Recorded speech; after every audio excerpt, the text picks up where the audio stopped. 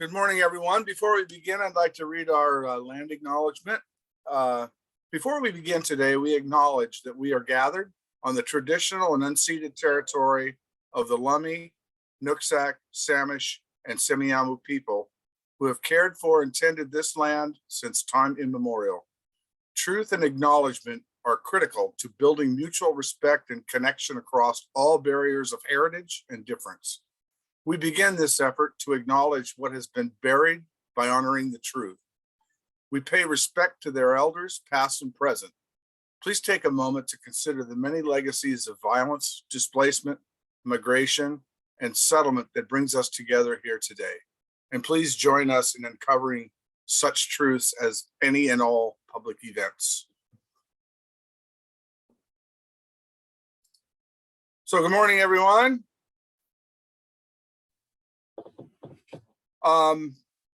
Do we want to consider that first, Jill, or where did you want that on the agenda?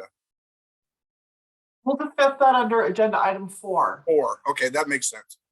All right, call to order the Incarceration Prevention and Reduction Task Force Steering Committee for the 5th of May, 2022. It's 11:02 a.m. and we're meeting virtually.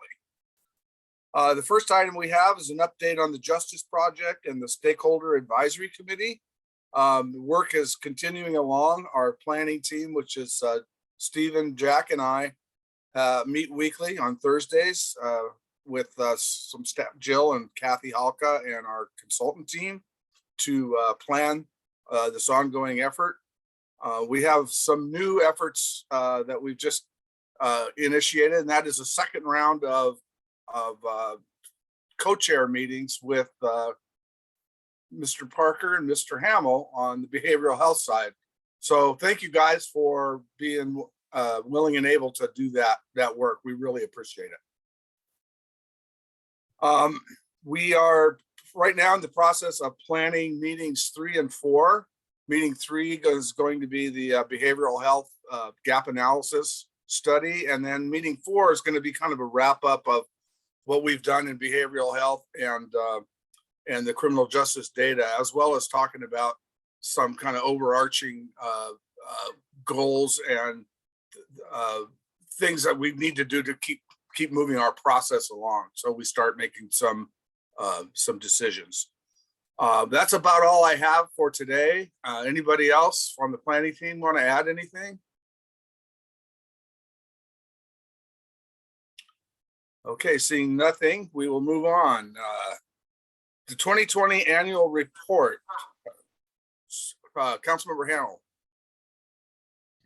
I just wanted to update the group here for the joint SAC behavioral health group meeting. We were going to have Melora Christensen, the response systems manager, and Tommy McCullough, the response systems supervisor, to talk about what those programs look like. And we're also going to have Judge Lee Grockmull from Whatcom County Superior Court and Prosecutor Eric Ritchie to discuss behavioral health issues as they see them from their perspective. I just wanted to provide this group that information. I think it's gonna be a valuable discussion. We're coming at behavioral health from a variety of different angles, and bringing in these folks I think it's gonna be a good asset for us and for the SAC.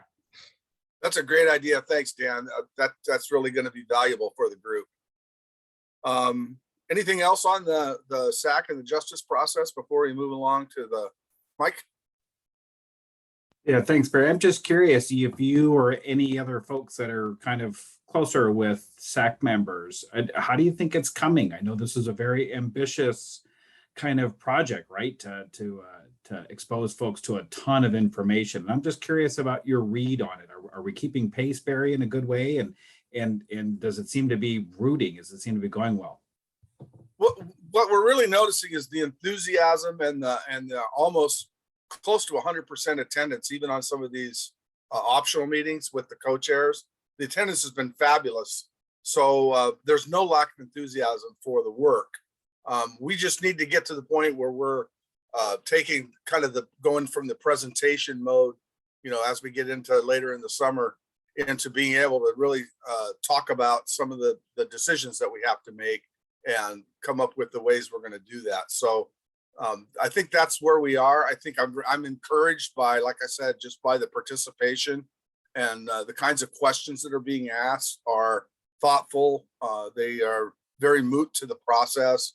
And I really believe, not moot to the process, they're relevant to the process, that it's going well. That's my take. Arlene? You're muted, Arlene.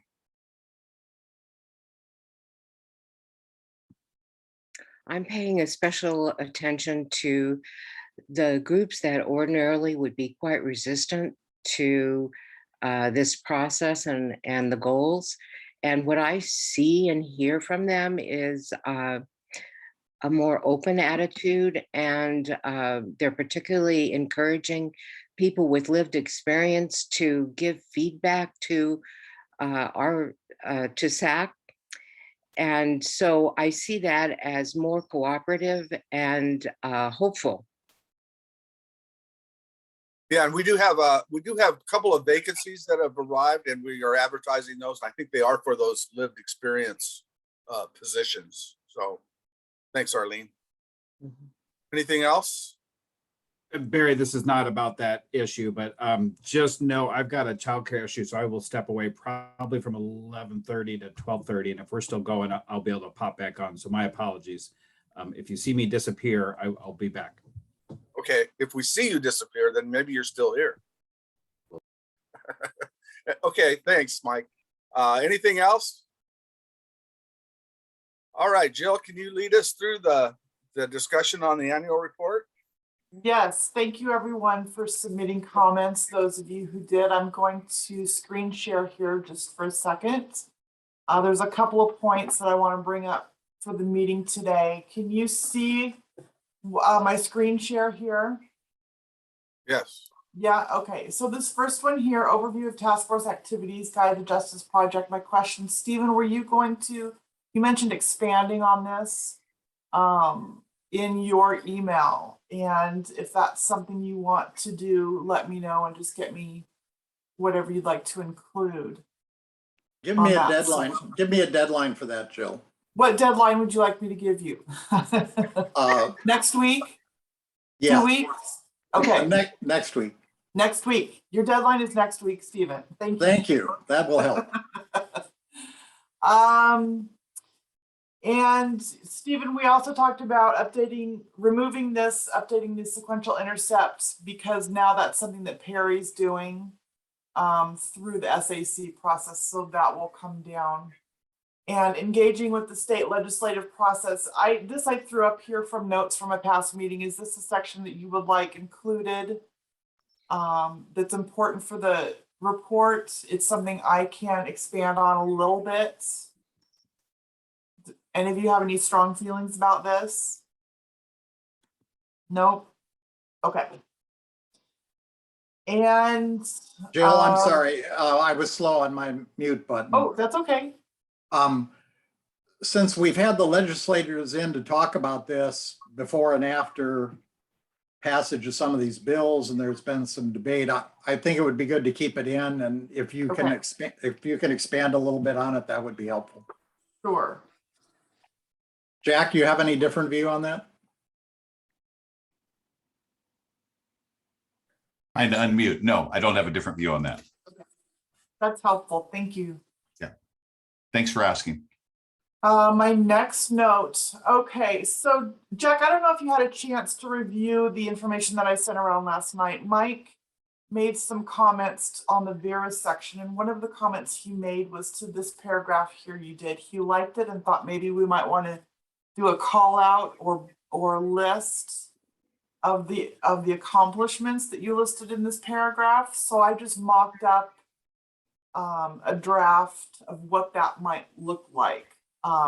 It's a little ugly and I will finesse it, but is this something, Jack? Well, let me start with my favorite comments are validation of somebody liking something. So thank you, Mike. So I certainly have from my perspective, I have no objection at all, Jill, within your editorial purview of calling out things that you think would be helpful for bullet points to make the report better. So I think that's great.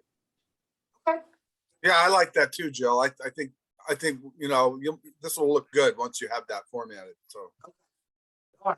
Fantastic. Thank you. Oh, and I need to confess, I just realized, Stephen, I wrote it, but then that's the part Stephen added. So really, we have to give credit No. where credit is due. Isn't that your part, Stephen? The 5 areas.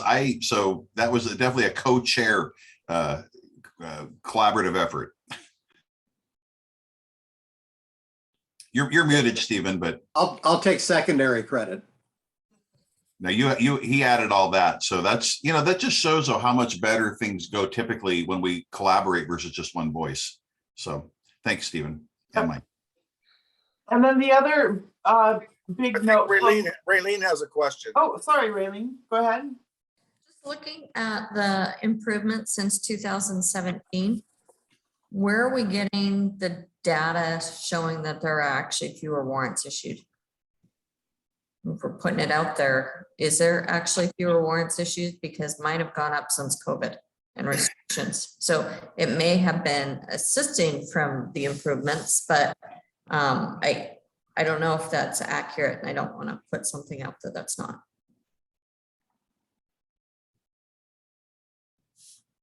Yeah, I don't know. I took that from the language in that paragraph. And that was, I'll defer to Stephen, who wrote the paragraph. And Stephen, do we want to say, you know, because that may have changed during the whole period, but something like efforts to issue fewer warrants or something, because I don't know, you're absolutely right, with COVID that could have changed. I don't know. Yeah, I think that was something that was mentioned in your first draft, Jack, and I may have changed the wording on. I think your point, Raylene, is really important, and we ought to try to verify and describe that accurately. So efforts have been made to reduce use of warrants.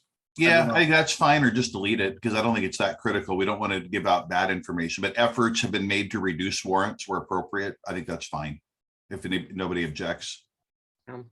So and then I think the efforts are there, and I think yeah, it makes sense to say efforts, but I say yeah, fewer warrants. I don't know that we can actually say that. good, great call out. How about bullet point 5 changes to efforts to reduce warrants? Got it. Thank you. That's Caleb. I think that where this may have gone astray potentially is that people who are enrolled in the program, either Grace or Lead, have been responsible for fewer warrants since their induction into the program than currently. And so that's where I think we're seeing the reduction in warrants.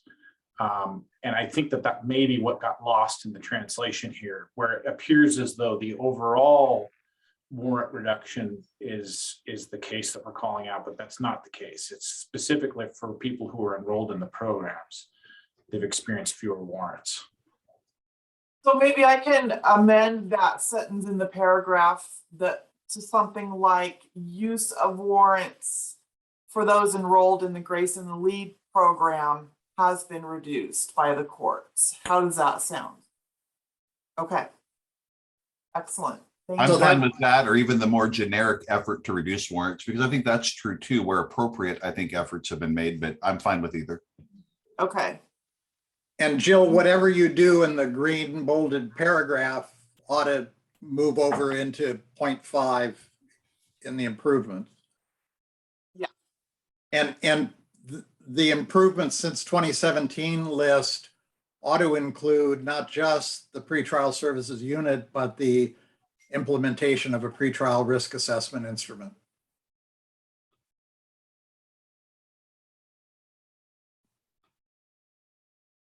And that header, improvements since 2017, I'm not fond of it. And if you are all wedded to it, I'll keep it, but I will likely change that.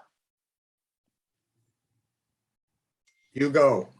Well, I think the goal is not to say since 2017. What we're trying to clarify is that since the VERA recommendations, here are some of the areas that we have seen adaptation and execution of those recommendations. That's the point. And really, 2017 wouldn't, for most people, extrapolate that was the VERA report timing. So I think what we're trying to say is post VERA, here's some improvements. And I'm not sure what the best wording is, but that's the effort there. Yep. Yep, thanks, Jack. That's exactly what I was going for, and Yeah. didn't have time to come up with something a little more clever.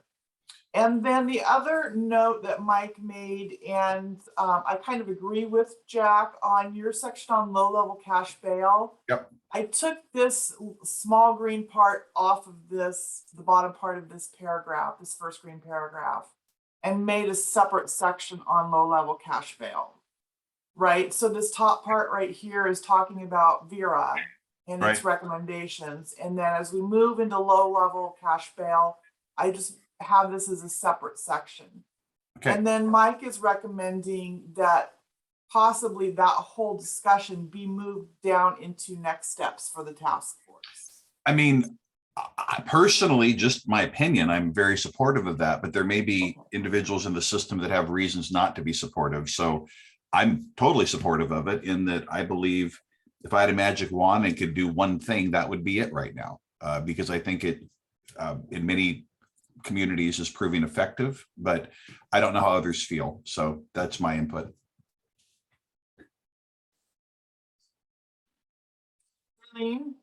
Could I just add a comment there?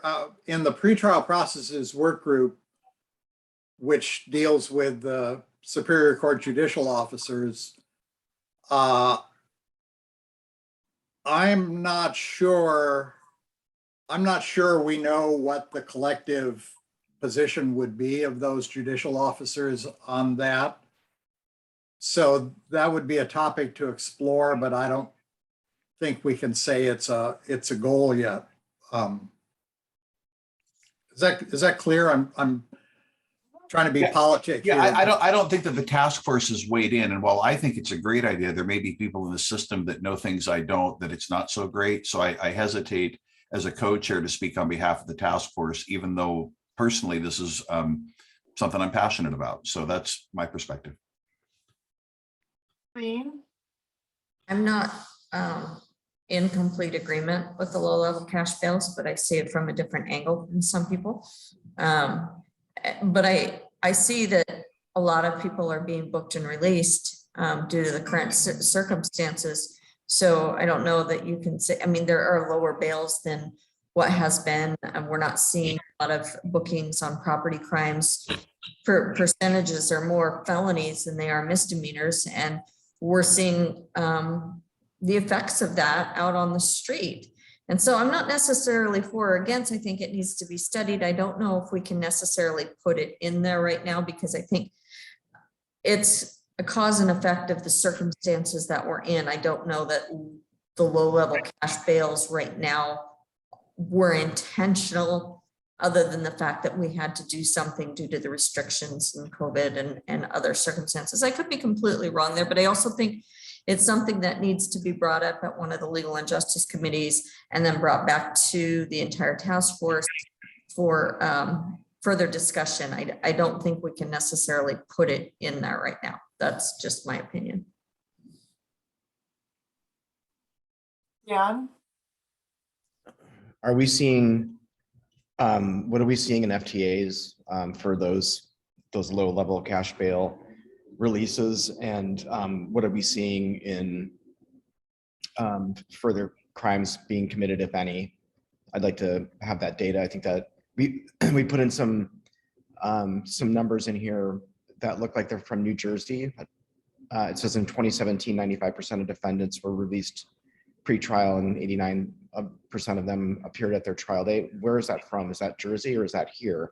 I think it's confusing to put that in unless we make it specific. So I want answers to the first two questions, FTAs and further criminality, if there is any. I think, just basically from here, and sorry for interrupting before the other hands went up, is we had an individual 2 weeks ago that was booked in on a charge from Bellingham. There was 9 warrants for that individual. They didn't book them they did not book her on the 9 warrants that were out there, which you could say no bail, because essentially there were warrants for this person who failed to appear, but now she chose not to when she got out. So the warrant stayed in effect. And then she went back into jail the next day on more serious felony charges.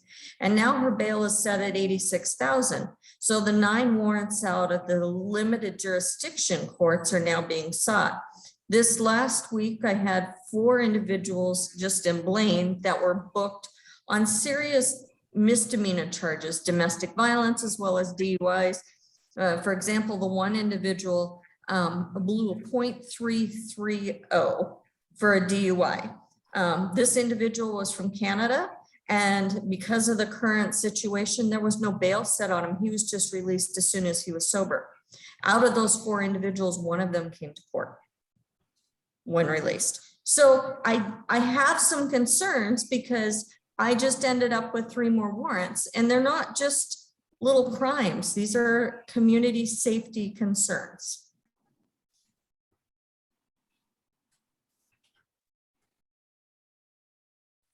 Jack? So to answer Mike's question where the data came from, and I agree that could be improved if we want that data in there. It should say in 2017, 95% of the New Jersey defendants, to clarify. There are several organizations that are involved in advocating for reduction of low-level bail, primarily coming from a poverty equity position.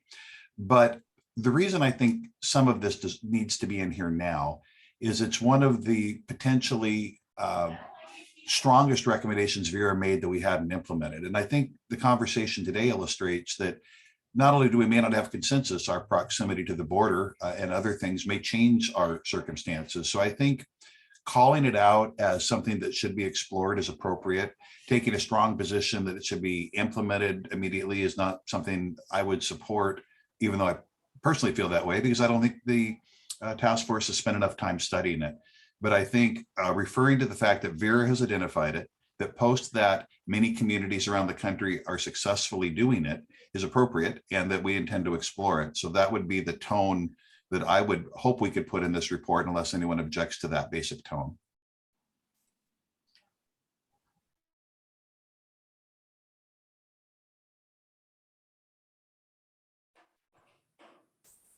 Stephen?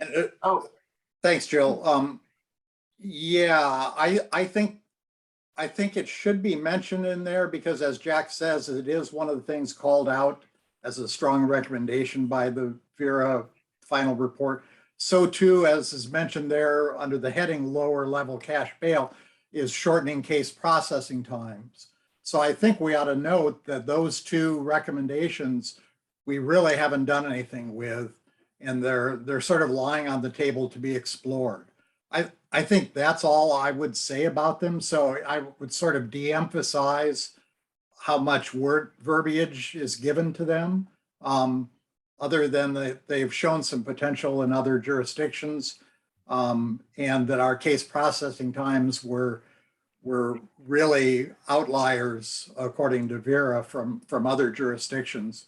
And I think the other thing is this all is wrapped up with COVID and the fact that everything has been haywire. We can't, whatever data we have, and it's probably not adequate to begin with, is skewed by the last 2 years. So there's a lot of work to be done on both of these points. And I would just say, we're aware that we haven't touched on those recommendations, and we're going to be figuring out how to investigate and consider possible responses to them in the coming year or so.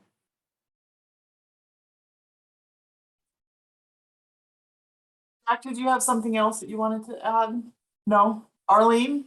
No, I agree with Stephen. I think, and I want to respect Raylene and others' perspectives. So I think it's appropriate to do it as Stephen and I are outlining. Arlene? Yeah, I wanted to say that I also respect Raylene's personal experiences. And this brings up a common problem in making these kinds of decisions, which is the general principle versus individual cases. So it sometimes happens that in particular individual cases, the general principle, let's say in this case of lowered bails as an equity issue, it doesn't always pencil out the way that you want it to. So there are exceptions to what goes on. And it doesn't mean that general principle is incorrect. Thank you, Arlene. Caleb? I think that a couple of things are going on here. What I go back to is what Dan had asked earlier is how are we answering this question locally in our community? And I don't think we have answers to that. So I would be cautious, moving forward, other than to say something generic like Jack or Stephen has said, hey, these are some things that have worked in other jurisdictions, and there are definitely things that we're exploring here. But also, as Stephen points out, all of our information that we've had in the last 2 years certainly is extremely skewed due to COVID. Like if you just talk about simply saying shortening case processing times, our case processing times are through the roof. Like if we looked at this as a cross section of what normative processing should look like, there's no way we're going to ever compare historically to how we're doing now. And so I would say that this might be a good direction to explore, but I'm not sure we're ready to say that we're calling this a win or an achievement necessarily in our community as a result, because the anecdotes are correct. And Arlene is pointing out that there are certainly, the process could still work, and it may, but I don't think we have the data to show that. And I would say, let's exercise some caution before saying, this is what we think is going to work well in our area. Jan? The Public Health, Safety, and Justice Committee asked Bellingham PD to come and present on Monday at the council meeting to talk about crime statistics, and Deputy Chief Ulmer will be presenting. So I'm speaking to Arlene's point about anecdotal versus, I guess, disaggregated data. So in all the categories of robbery, residential burglary, theft, motor vehicle theft, destruction of property, and violation of protection orders, almost all, well, they're all up to in the last couple of years. I don't think that we don't live in the same world that we lived in when we started this process. My views are evolving and changing in terms of recommendations that we should provide county council. I am not in favor of keeping people in jail because they're poor. That's not something I support at all. However, I do support public safety, and as the chair of that committee for the council, I take that role very seriously. And we are seeing more and more low-level crimes, and yeah, that's partly due to COVID. I think people's limbic systems and central nervous systems have been tipped over, and people that were on the edge, went a different way to some extent. So I want to be, all that to say, I want to be cautious about how we talk about this. I think Jack's comments earlier about exploring, looking at this and looking at other communities and seeing what's happening there. I think that's a way that I would want to go. And it's not that I don't want to eliminate cash bail. I came out in favor of that fairly early on in this process. However, things have changed, and I want to make sure that we change, that we are responsive to changes, and that we react and appropriately. So those are my comments. Dan, what time is your committee hearing on Monday?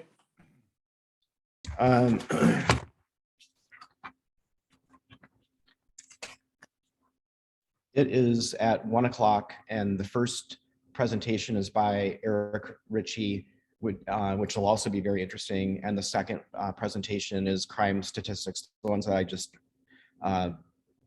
covered. So I would say within the first 40 minutes of the meeting, so between 1 and 1:40, probably. Great, thank you. That sounds like it would be interesting to all of us. Yeah.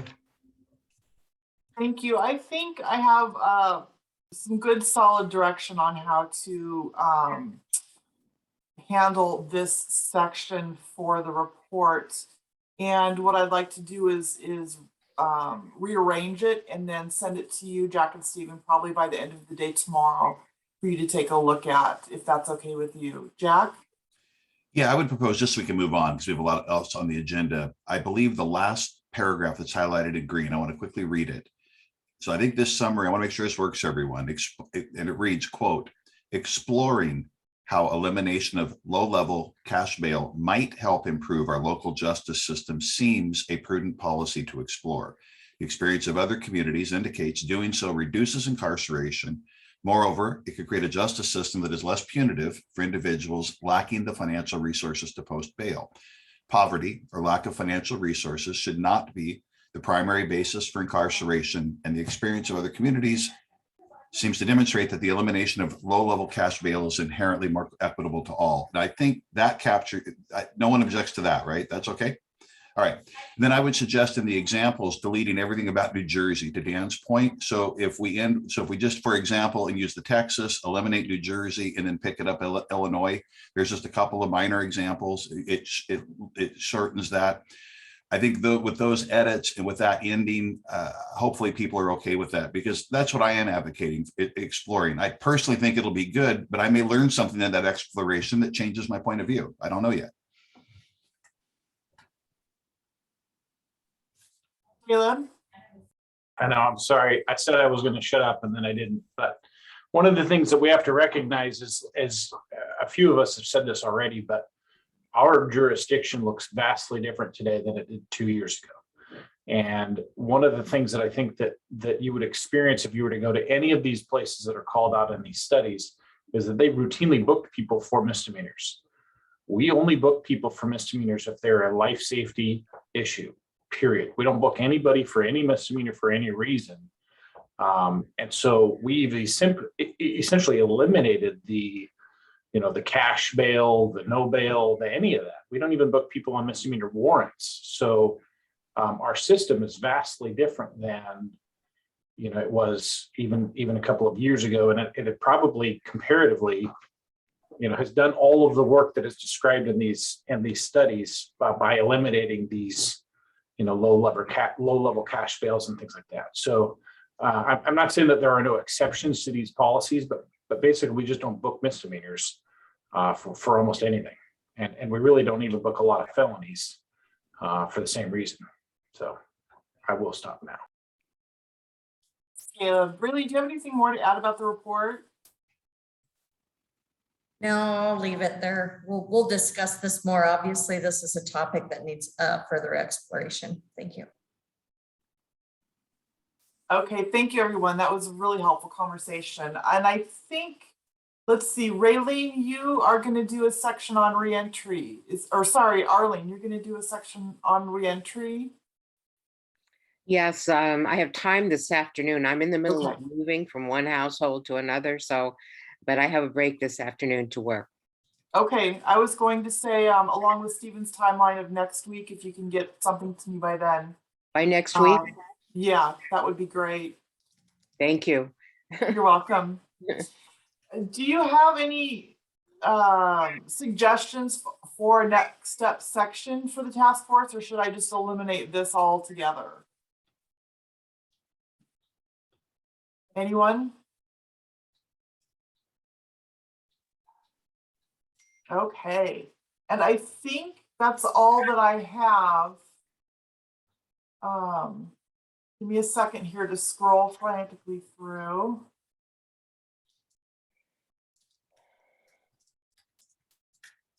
Yeah, I think that's everything.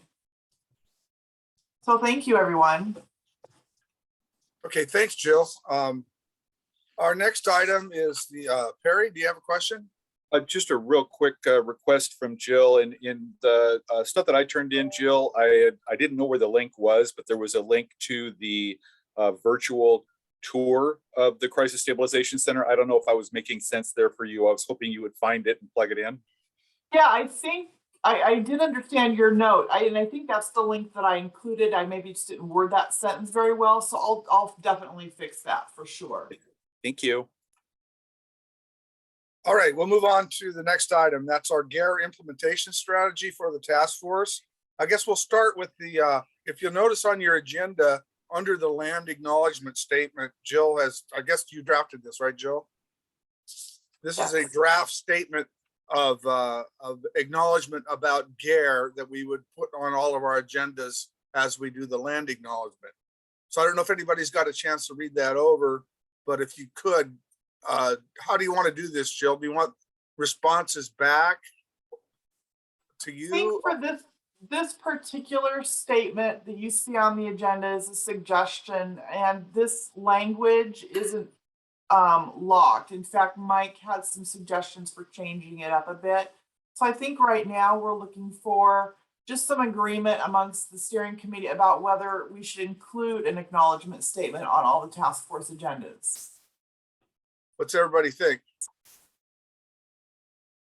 I've had members of the Legal and Justice Committee ask me about putting it, it wasn't like they were against it because they appreciated the land acknowledgement statement, but they were concerned because it seemed like a lot of our meetings go over time. There's a lot involved, and as much as they want to recognize it, they don't know if they need to say it at every meeting or just acknowledge it. And so that was just feedback that I've got from some members. That's a good point. I don't know that the proposal is to read it at every meeting, just include it on the agenda. Yeah, that could be up to the chairs of the various subcommittees, whether or not they do that, I guess, huh, Jill? Yes, exactly. And, oh, go ahead, Stephen. I think if even if we don't read the whole statement, if we just have, can we have a brief moment to recognize a land acknowledgement statement so we don't leave it out completely, because I think it is very important and valuable. And as we're trying to implement GARE and all of those programs, we don't want to completely eliminate it. But that's just my perspective. Stephen? I could live with what Raylene suggested. I think that's a thoughtful halfway point, those factors. I had raised my hand because I see that, Jill, there's red proposed draft languages right below the land acknowledgement statement and different language at the end. So are these alternatives to each other? What is your thinking about those? Well, we talked about doing both. We talked about both options. So I included both options in this agenda for you guys to look at. And we could do one, we can do both, we can do neither, or any hybrid. So whatever you guys think is best, I'm willing to put on the agenda. Okay, anything else on the statement, the acknowledgement statement?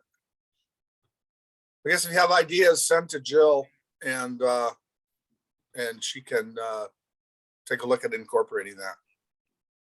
Okay, we'll move on to anything else about the GARE implementation from Stephen or Mike. Yeah, Barry, there's if you guys have your packets on packet page 1, there are a whole list of items regarding GARE implementation that Jack and Stephen and I talked about. Mike and Stephen, do you want to go through that list, Mike or Stephen, at all, or what do you want to do with these proposed action items?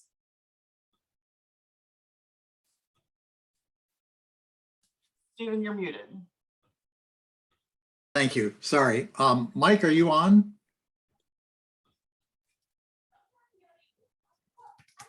Well, I guess I would say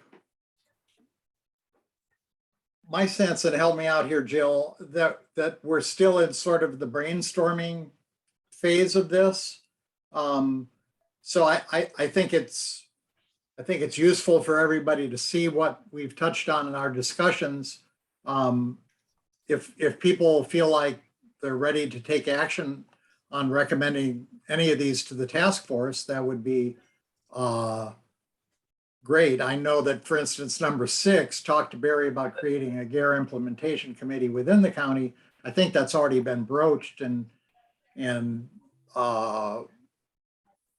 Barry decided he would at least have a conversation with Executive Sadhu about that.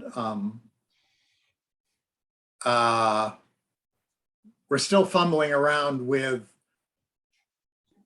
what form, if a form at all, we might use to record consideration of the toolkit questions, and when we might feel it necessary to use that form to reflect that consideration.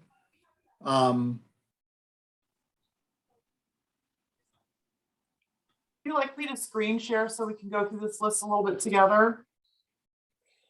Or does everyone have it? Yeah, I'm sorry. Yeah, that would be helpful, Jill, because I brought mine up.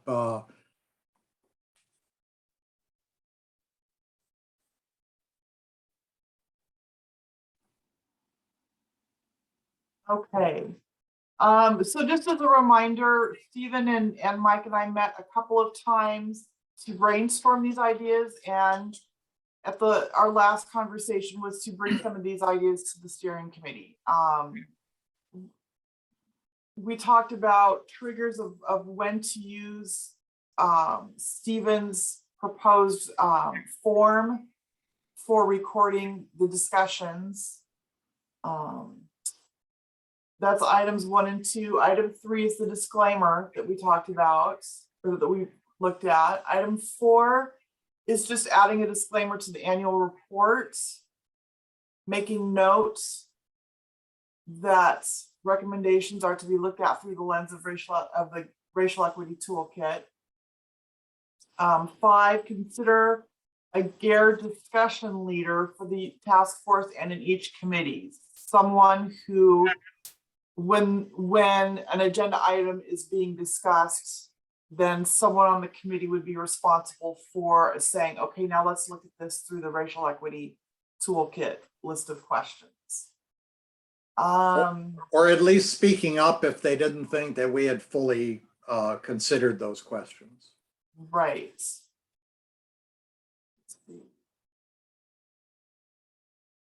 Raylene? Thank you. This is kind of on this topic, so I'm hoping this works. Stephen, I'm going to ask for your help. As in the next Legal and Justice Committee, item 6 on our agenda is GARE and implementation in legal and justice. And so maybe some of the discussion from here and how we're using it, how we've used it in legal and justice, how we can improve things in legal and justice in some of the committees. I know there's been some education in the courts as well as law enforcement.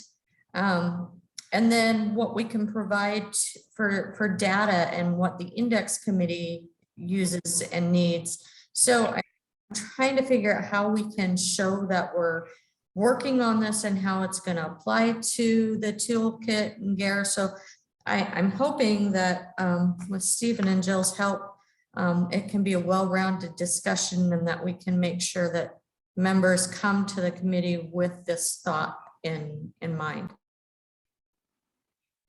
I intend to be at that meeting, Raylene, and I'll be glad to help. I would just append one comment to your request.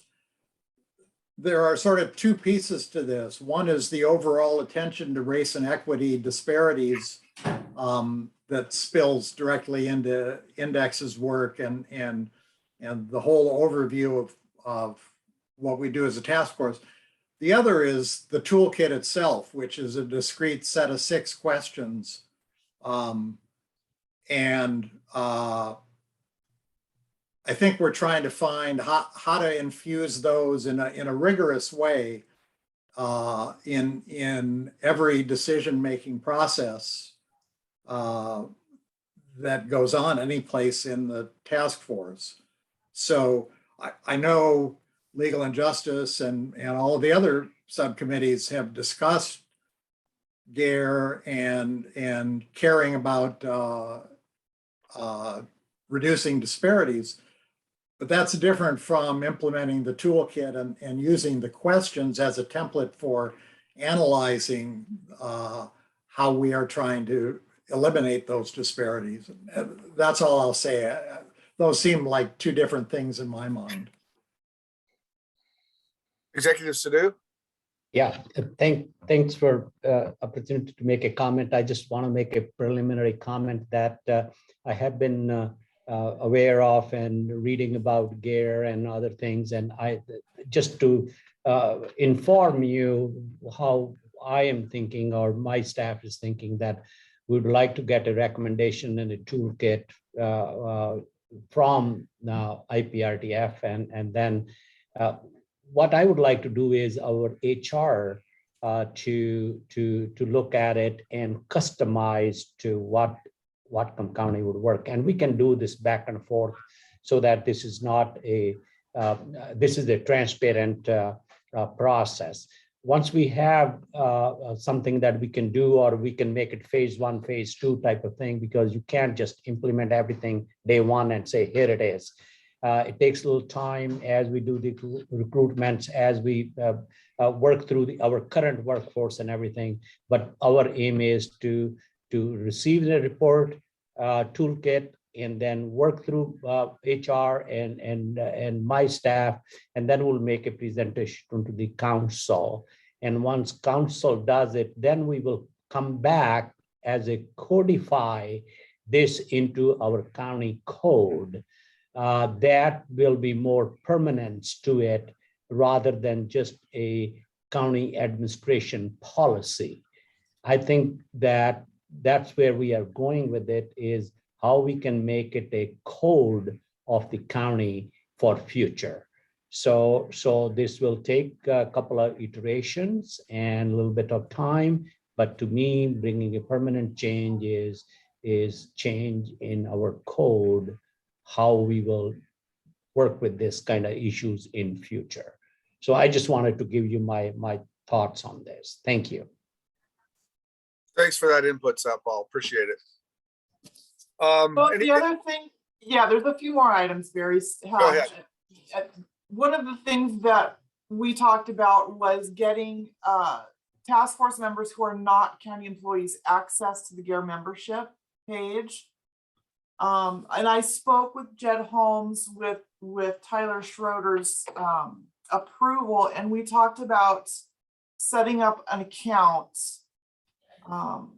on the GARE membership portal using the task force's email address, and allowing non-county task force members to log in using that login information, with the caveat that they can't engage, because engaging would indicate that they're speaking on behalf of the county, and when in fact they can't do that. So providing access for folks to log in to look at what's on the GARE website, GARE portal website, that's kind of the line that Jed and I talked about, allowing for the members there. Hey, Jill, quick question on that. How broad would that user list be? Would it go beyond the task force and into other boards and commissions? I think that's something that needs to be decided. Our conversation with Jed, it was just the task force steering committee members, I believe. And Okay. so whether we not make that a larger policies for all of our boards and commissions, it's something we're going to have to think about. And I think that's something that Tyler and Jed and executives to do will probably have to consider. I don't know what terms of service the county had to agree to become a member, so that I'm sure that's probably something, if there's something in the terms of service about not allowing outside users to use it, I don't know. I don't have access to that, but I'm sure that's something they'll have to consider. Okay. Stephen? Stephen?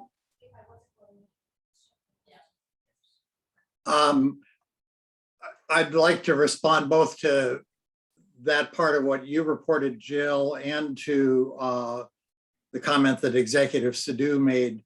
And I'll start with the Executive Sadhu's plan. I think what you outlined for formalizing racial equity considerations into county code is a super idea. And I would fully support that. And the sort of thoughtful, analytical, multi-step approach you suggested for that seems reasonable from a county-wide government perspective. I will say that I think adoption of the racial equity toolkit came out of this group.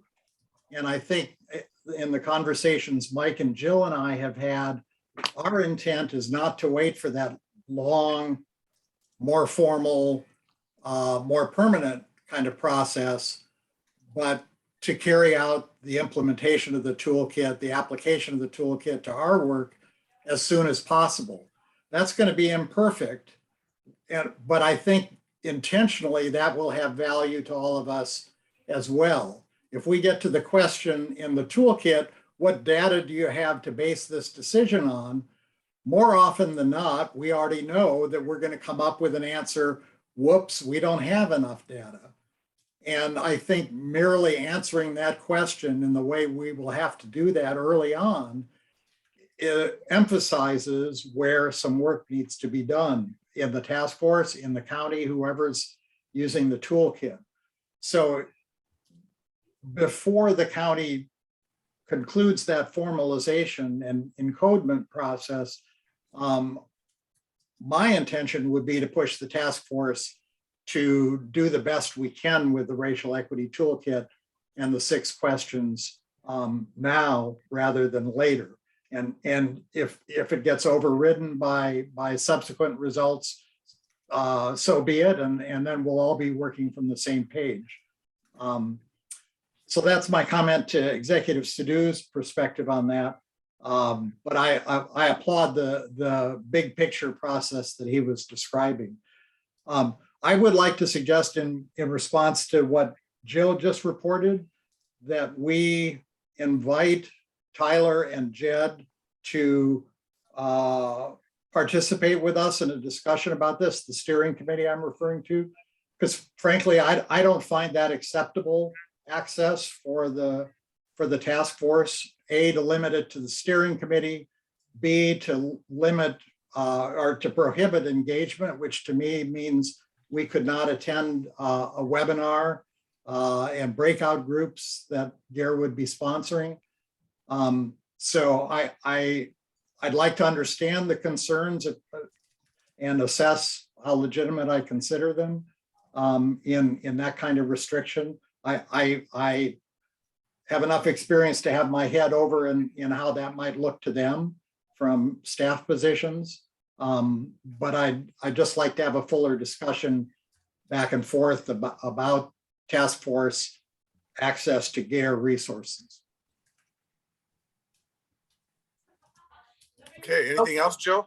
Yeah, 2 more real quick ones. 2 ideas floated out there. One is Jackie Lassiter, if you're listening, has volunteered to take the agenda items scheduled on task force agendas and log into the GARE portal website to see what information is there and available regarding items scheduled on the task force agenda. And the other thing that Jackie's volunteered to do for us is to just keep an eye on the GARE portal website, and if there are particular issues that are being actively discussed by the GARE portal members that's relevant to the work of the task force, we can schedule that on agendas for us to talk about. So that's everything that I have on GARE. Mike, did you want to add anything? Thanks for stepping up, Jackie. Appreciate that. Do you have anything to add from your perspective?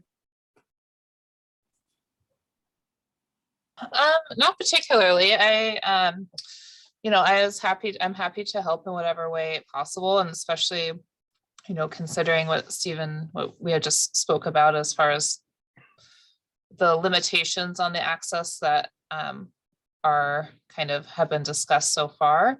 I mean, I just wanted to help you all, work in any way that we can to try to bring that information to as many members as we can. So.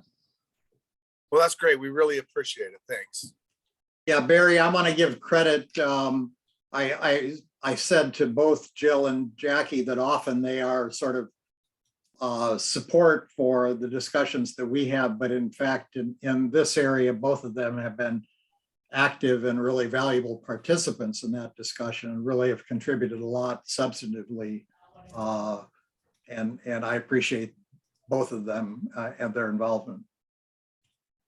Yep, we're very lucky. Okay, we'll move on to the task force communications contract draft scope of work. We are pretty close to closing this loop and getting some work started, I think. So Jill, do you want to go over this at all with us? Yes, I just wanted to let you know that I've revamped the statement of work that the steering committee originally approved. It's in your packets. And I just wanted to see if there were any particular red flags or anything you think is missing from this that we need to include.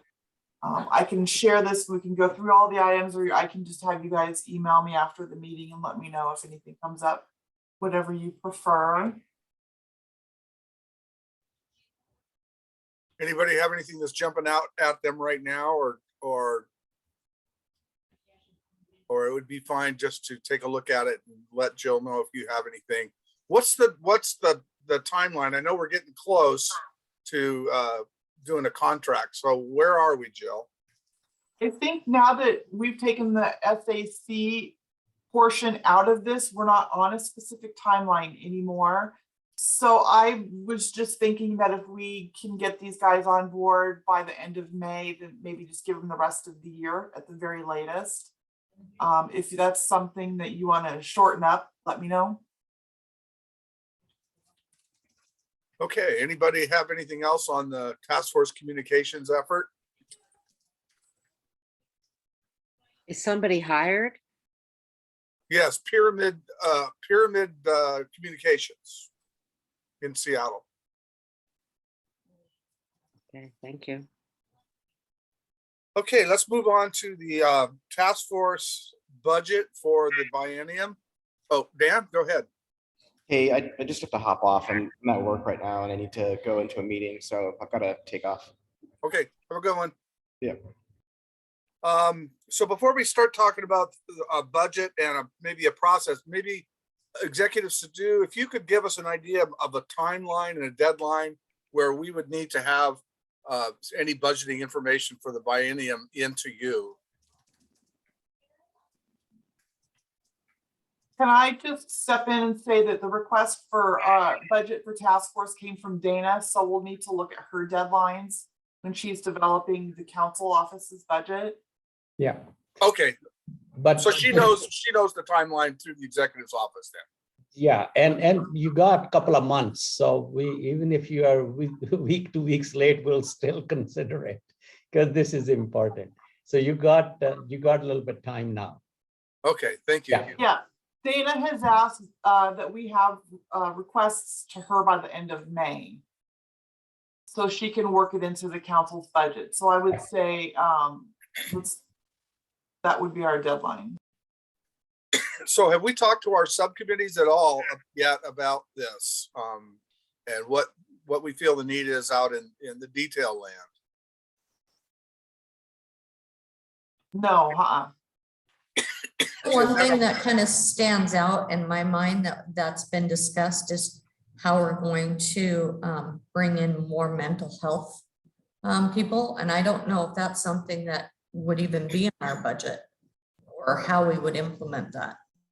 I would say the distinction here is we're not looking for suggestions for funding programs. We're looking for suggestions on task force expenditures. Do we need to hire contractors for something? Do we need, some money for the task force to do whatever? So it's not requests for funding for programs specifically. It's just some operating funds for the task force itself is what we're talking about. Thanks, Jill. So I guess what kind of process do we want to have to get some input from the rest of the task force? Well, shouldn't we ask the subcommittees? But I don't think we need much. I think you're right, Jack. I think maybe we have upcoming meetings. I mean, Jill's free. That's where most of the money would go if we were paying our fair share. But didn't we have 50? I mean, at one point, I think we had 5 years ago, we had 100, 150 we didn't use. Are we down? Are we at 50 now? Is that our budget for 2 years? We're at 0 right now. We're at 0. So, The 50 was a supplemental. So that's Okay. for this year. All right. What do you think we need, Barry? Do you think we need more than 10, 20,000? I know, I guess, you know, a couple things we have to consider are what kind of ongoing work do we envision for the communications effort once we get through the help the consultant's going to give us. That's a potential, I would think, that we would need to think about anyway.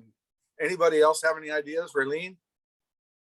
My question is if we continue to do the meetings like we are with Zoom, which I think we get more participation from individuals such as myself that are in too many places at once. That's one thing, but if we decide to go back to live meetings, do we have a space sufficient, and do we need to look at funding for a sufficient space for that many people? Very interesting you brought that up, because I think that's what we're going to have under other business is Jill and I started having that discussion this week about potentially, you know, because now the Open Public Meetings Act, the suspensions have been lifted now by the governor. So there's certain requirements we have to meet. Even if we meet remotely, we have to have a public space for the public to be able to view. We've kind of figured that out. So when we get to other business, I think Joel's going to go through some options we have, and we'll talk about that. But that's important, Raylene, because space right now, that is going to be an issue. Stephen? There are two places that I can think of potential costs that we might want to ask for funding for. I don't know the answer to them. One is I would ask Caleb whether, I mean, we've talked about a platform that goes across the different data systems, and I don't know if there'd be some consulting analytic work to think about that. I mean, I don't know why we would delay diving into that. We're finding out a lot with what Caleb's made progress on in the SAC needs assessment stuff. So that would be one place where we could incur some costs.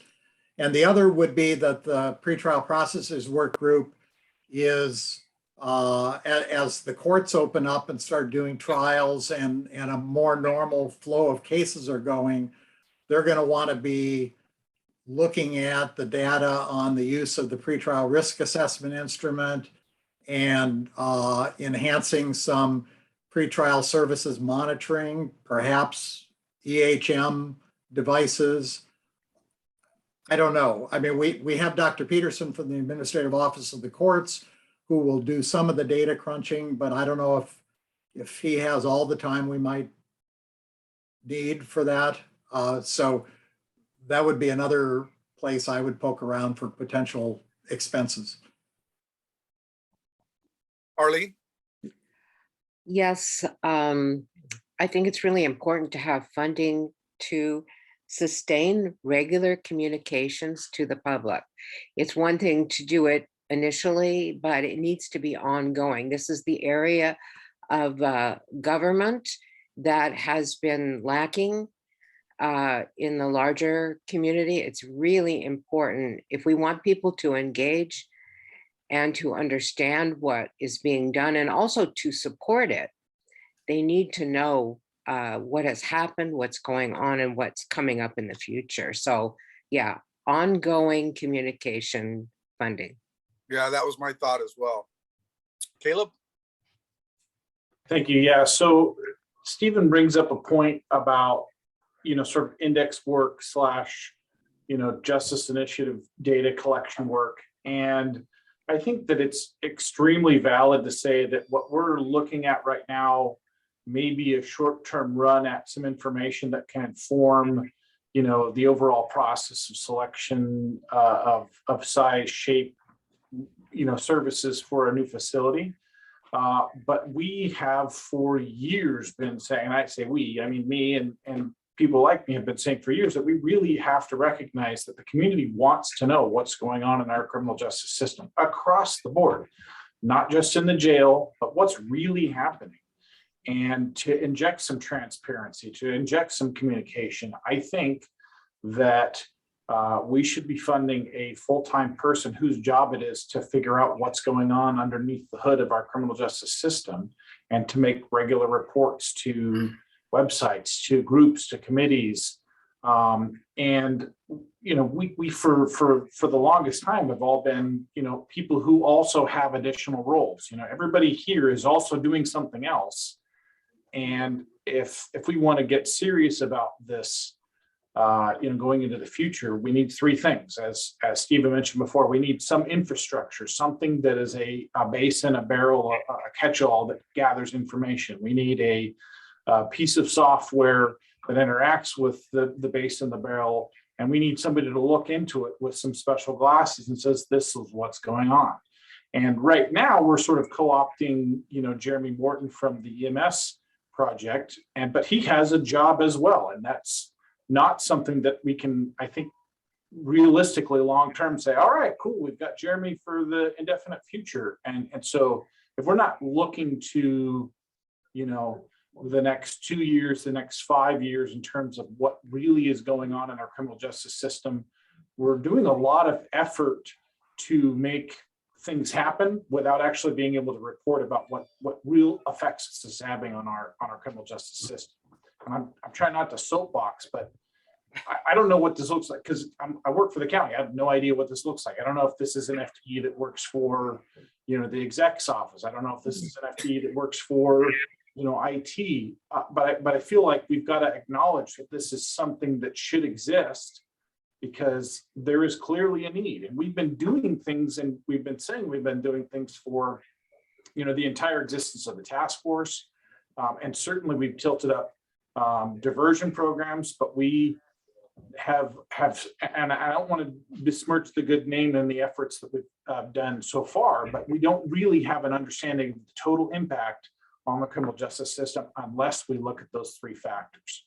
So yes, I absolutely think that it's something that we should consider for budgetary means. I don't know whether it's a task force budget item. I don't know if it's an exec's office. I don't know if it's a council office. I don't know if it's an IT, but it should be something that we're pushing towards. You know, otherwise we're just sort of spinning our wheels in this area. Mike? Thanks, Barry. Sorry I had to be away and miss some of that. I popped in and saw a little bit of the conversation. Really quick, my comment isn't so much about budgetary, but it is a little bit more about working with said consultant when they come on. And I think this may have been where Jack was going for, and I'm sorry if I missed it.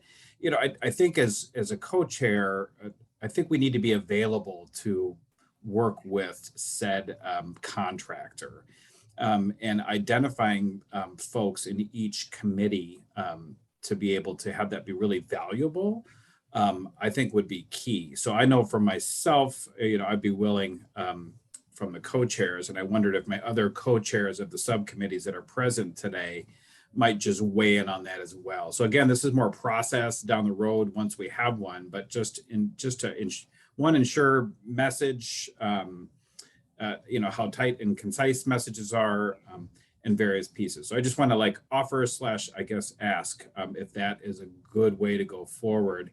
And then just a really quick comment on what Caleb said. I just say amen. That's incredible. I mean, I think you're exactly right. You have put into a few sentences kind of, I think, what some of us have been thinking for a while, that we really don't have an understanding of the totality, and the questions that you brought up kind of drive towards that. And so even if this particular consultant and this contract for a consultant doesn't get us all the way there, I think it's baby steps in the right direction.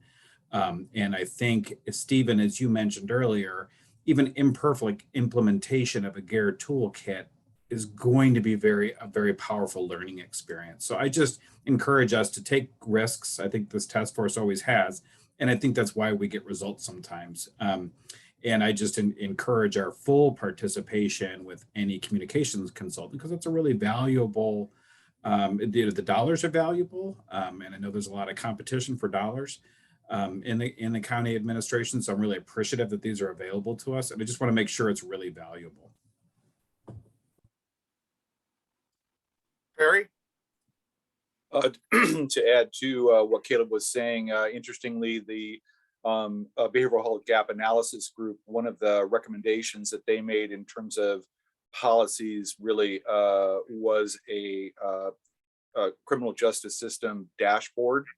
We didn't specify, what necessarily would be on that. I think that probably is going to be fairly straightforward, but thought in terms of the communication and obviously transparency with the community and that sort of thing, that it was the same direction that particular group was coming from as well. So I really agree.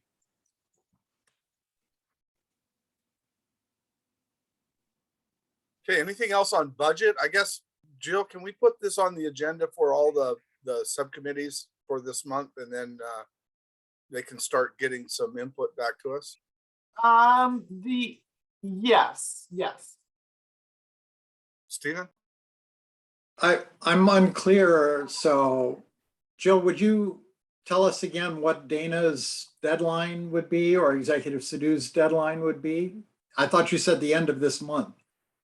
Dana has asked for suggestions by the end of May, and then she will be spending the next few months working out the council's budget. And I'm not sure what the deadlines are for executives Sadhu and the whole biennial budget process. I don't have that information in front of me, but we need to have something, at least some preliminary ideas to Dana by the end of May. And I've gotten a lot of really good ideas today. And I think Barry and I can chat next week when we see each other about how to move forward with these suggestions. So I think Caleb, I want to commend Caleb also, because I think he gave a really comprehensive but concise picture of what we could build in the data set. How you ever turn that into a budget item and put a dollar figure on it, I have no idea, and I can't imagine doing that by the end of May, but I hope you and Barry can. Yeah, no, I don't think that we would put together a budget item for that specifically, but I do have some ideas on how to move forward with that we could talk about on our next agenda item for the task force agenda for May. All right, any other input on the budget stuff?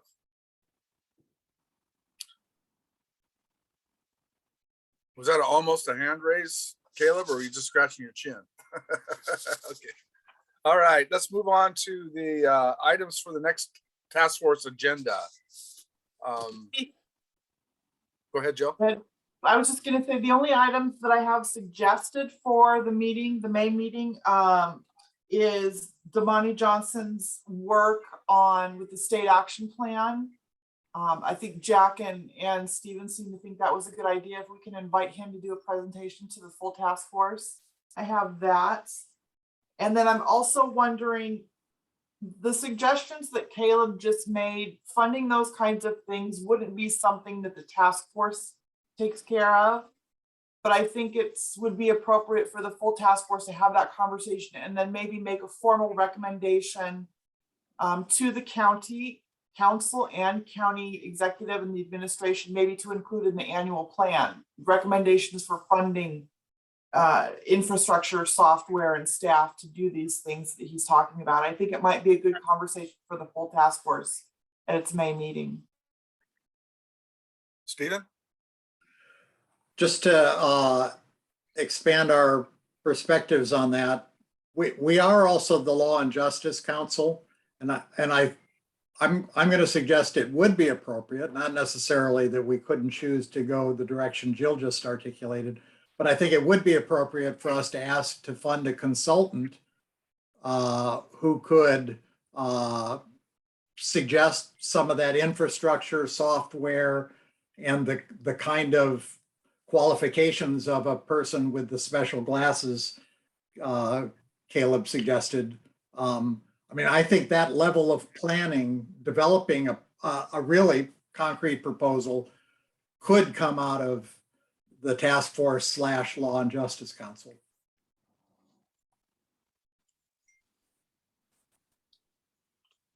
All right, anything else on that? I like Stephen's idea of a consultant or someone to be able to do that. I would like, if we go that path, to somehow figure out how we can implement that person, that they would be able to get around some of the health requirements for obtaining data and being able to share it, as well as meeting the requirements for criminal justice and the background checks there. Because I think that's one of the issues we have, is information from health can't be shared and some information from enforcement can't be shared. We can share it within each other's agencies, but having a merge is very difficult. And so I think that's something that we got to try to figure out how to make that merge work, because we're so intertwined in each other. Yeah. So it sounds like I have support for putting in a agenda item on the task force's agenda to discuss the budget for the upcoming biennium, including all of these items. Yeah. Yeah. Okay, great. Thank you. Okay, last thing we have is other business. And like I mentioned, Jill and I started talking about the future of task force meetings and what that might look like. As you know, the council is back in chambers. We have proven out a system of hybrid technology, and so folks can participate both from home or from the chambers. It's great flexibility. But what we have to do now is kind of discuss the future of the task force. And maybe, Jill, you can lay out some of those options that you talked to me about the other day. Yeah, sure. Thank you, Barry. So the governor is rescinding, effective June 1st, the requirement that all meetings be remote, which means we now need to accommodate for an in-person component, at least for the public. All members of the boards and commissions can still participate remotely.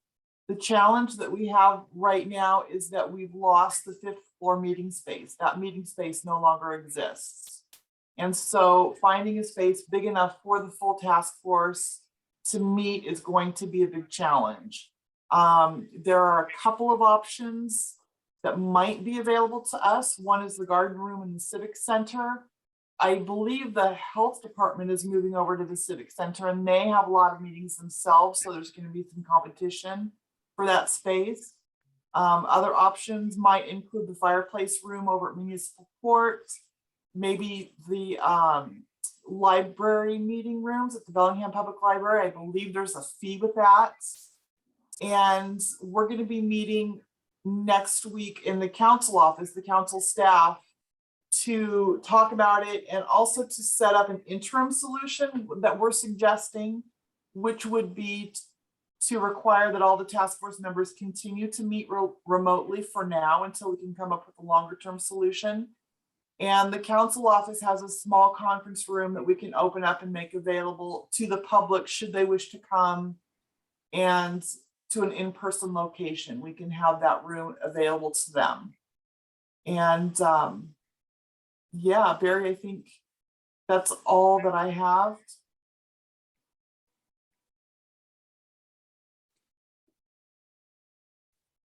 You're muted, Barry. Muted, Barry.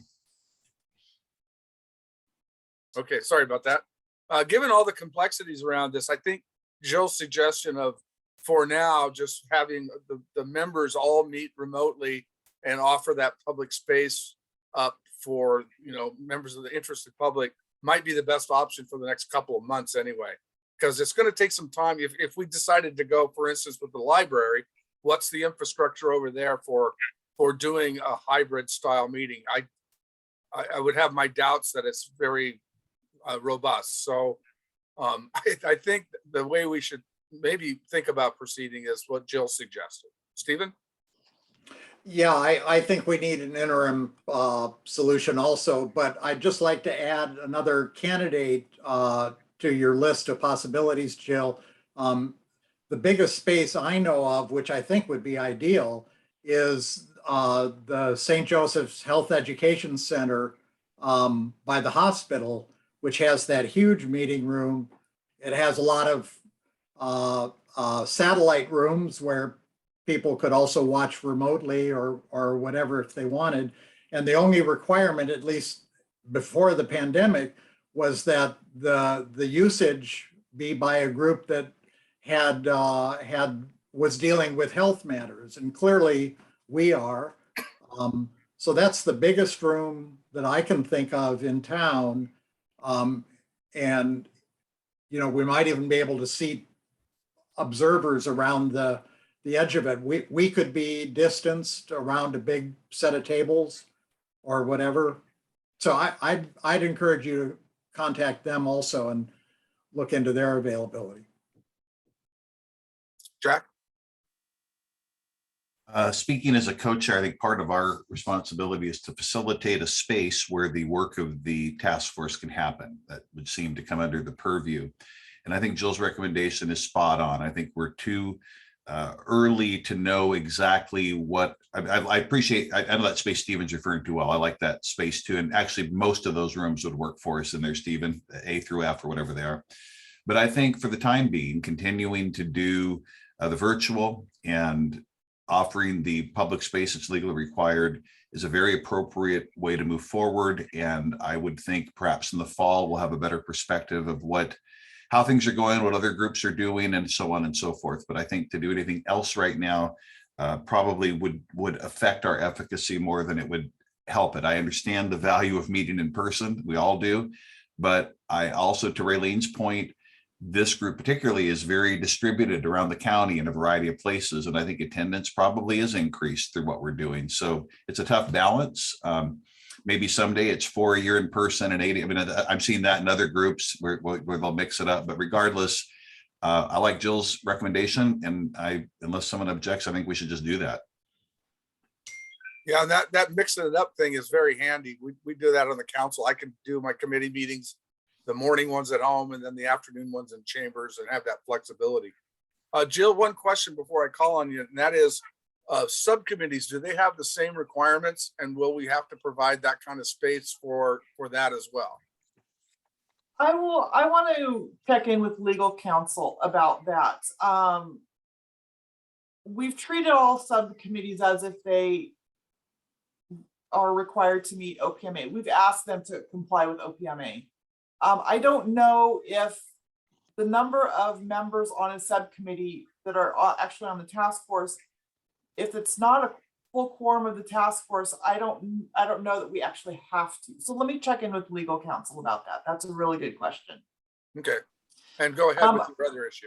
Yeah, I just would like, with your approval, to maybe ask the task force at its meeting on its May meeting, ask the members how many of them prefer to continue to meet remotely versus meeting in person. If all of the task force members just say, you know what, remote is fine for me, that's what I prefer to do, then that's going to impact how big of a room I need to look for, right? And I understand everyone's probably going to want the flexibility to do one or the other depending. But if I can get a sense of just in general how people want to meet, that would be really helpful. Is that something I can put on the agenda for this full task force in May? Okay. Raylene? Just to comment on that, Jill, you know, I like to be in person. I feel like it's more productive to be in person.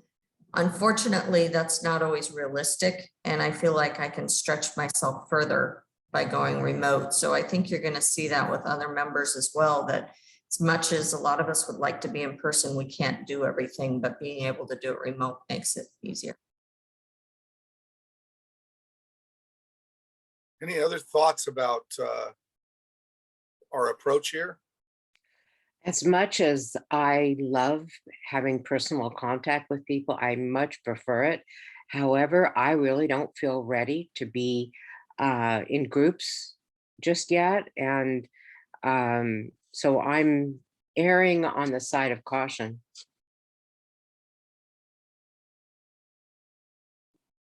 Okay, yeah, Jill, we'll look forward to that discussion then when at the task force meeting. All right, we're at public comment. Do we have anyone from the public? Barry, hey, before we do that, Jill, are you going to try to poll everyone? Because I'm wondering if it might, let me be very candid. I think we will get a more accurate read if people just respond to like a doodle poll. What would you prefer rather than hands? So I think if you tell people you're going to poll them, that would be the best way to gather the information. Okay, I can definitely do that. Okay, we're at public comment. Is there anyone from the public that wishes to speak today, Jill? So there are no attendees right now. There's no attendees. Okay, folks, thanks for your time today. We will talk later, and Jack and Stephen and Jill, we'll see you in a few hours. See you in a few hours. Yeah. Thanks, everyone. Thanks, Jerry. Bye, everybody.